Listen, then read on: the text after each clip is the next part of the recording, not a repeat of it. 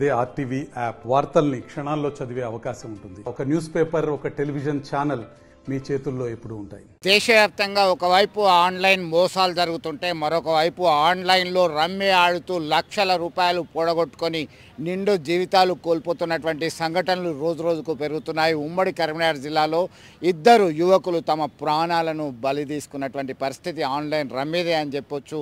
పెద్దపల్లి జిల్లా రామగుండానికి చెందినటువంటి చొప్పరి దేవేందర్ గత కొంతకాలం నుంచి ఆన్లైన్లో రమ్మీ ఆడుతూ వ్యసనంగా మారిపోయింది. పలువురు తెలిసిన వారి దగ్గర అప్పులు తీసుకొచ్చాడు. అప్పులు చేస్తూ రమ్మీలో కోల్పోయాడు. దీంతో అప్పులు తీర్చమని అడిగినందుకే పరిస్థితి సరిగా లేదు, తీర్చలేను అంటే దాంతో మనస్తాపానికి ఉరివేసుకొని ఆత్మహత్య చేసిన ఘటన కలకలం సృష్టిస్తుంది. మరొక వైపు కరీంనగర్ జిల్లా శంకరపట్నం మండలం ఇప్పలపల్లికి చెందినటువంటి మధు అనేటువంటి యువకుడు సైతం ఇదే పంతాన ఆన్లైన్లో డబ్బులు ఓడగొట్టుకొని గతంలో ఒకసారి ఆత్మహత్య యత్నం చేశాడు. మరొకసారి ఆయన ఆత్మహత్య చేసుకున్న ఘటన కలకలం రేపుతుంది.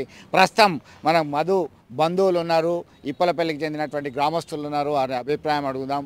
ఏం జరిగింది మధుకి సంబంధించినటువంటి? మధు ఇంతకుముందు 6 నెలల కింద ఇట్నే ఆట ఆడి ఓడగొట్టిండు పైసలు. డబ్బులు ఓడగొడితే మేము అందరం పిలిచి తీసుకొచ్చిన వాళ్ళే అలా బాపును ఒప్పించి డబ్బులు అయితే మీరు కట్టాలి, ఇక నుంచి నేను ఆట ఆడాను ఒట్టేసుకొని వాళ్ళ భార్య మీద వాళ్ళ మీద ఓ చెప్పన చేసిండు. చేసి ఒక 4-5 నెలలు అయింది. మళ్ళీ 4-5 నెలలు అయిన వాళ్ళు కూడా మళ్ళీ 2 నెలల నుంచి మళ్ళీ చాలు చేసిండు. మొన్న పొలం పనులు చేస్తూ గడ్డి పొలానికి మందు చల్లుతుండు. చల్లే రోజే ఇంట్లో పురుగుల మందు ఉండే. మళ్ళీ వాళ్ళ డాడీని పైసలు అడిగిండు. పైసలు నీకు ఎందుకు రా, నీకు అది అంతా ఎందుకు అది అని వాళ్ళ డాడీ చెప్పిండు. చెప్పగానే ఆవేదన చెంది ఆయన ప్రాణం తీసుకున్నాడు. సోమవారం రోజు 5:30 గంటలకు గడ్డి మందు తాగిండు. ఆ నుంచి హాస్పిటల్కు తరలించినాం. మేము తరలించితే ఇవాళ ఈరోజు తెల్లవారుజామున మరణించినట్టు డాక్టర్లు తెలిపారు. అంటే అప్పులు బాగానే చేసిండే, డబ్బులు ఏమైనా వేధించి ఇంతకుముందు అప్పుల వాళ్ళ డాడీ ఉంటే 3,50,000 ఉంటే ఆయన సొంత పైసలు కట్టిండు. ఏదో ఆన్లైన్లో కట్టాలి అది ఇది అంటే ఎక్కడ చేసిన అప్పులు కూడా కట్టిండు. మళ్ళీ అప్పులు చేసినందుకు వేధిస్తుండు. డాడీ నాకు ఇది కావాలి, నాకు అది కావాలి అని అడుగుతుండు. అడిగితే ఎట్లా రా నువ్వు అది అని డాడీ సమాధి చేసిండు. ఆ మార్గంలో డబ్బులు కాక ఆయన మృతి చెందాడు. మధుకు పెళ్ళైందా? అసలు గతంలో అప్పులు ఉండేనా? ఏమైంది అసలు? ఏమైంది? పెళ్ళైంది. మధుకు పెళ్ళైంది. ఇద్దరు పిల్లలు. 2014లో పెళ్ళైంది. 2 పిల్లలు, మగ పిల్లలు. ఒకళ్ళు 10 సంవత్సరాలు, ఒకళ్ళు 7 సంవత్సరాలు ఉంటారు.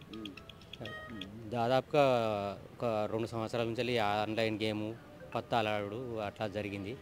ఇప్పుడు కూడా అదే విషయంలో గొడవ చేయబట్టే, ఇంటి మీద ఖర్చులు చేయబట్టే అలా. అంటే అప్పులు బాగానే ఈ క్రమంలో ఆన్లైన్ రమ్ముట్ల గొడవ బయట నుంచి గొడవలు బాగా అయినాయి. గొడవలు అయ్యే ఇంటి మీదకి చిల్లులు పెడితేనే జరిగింది. సులభంగా డబ్బులు సంపాదించాలనేటువంటి యావ రోజు రోజుకు పెరుగుతున్నటువంటి క్రమంలో వాళ్ళ విలువైన ప్రాణాలు కోల్పోతున్నారు.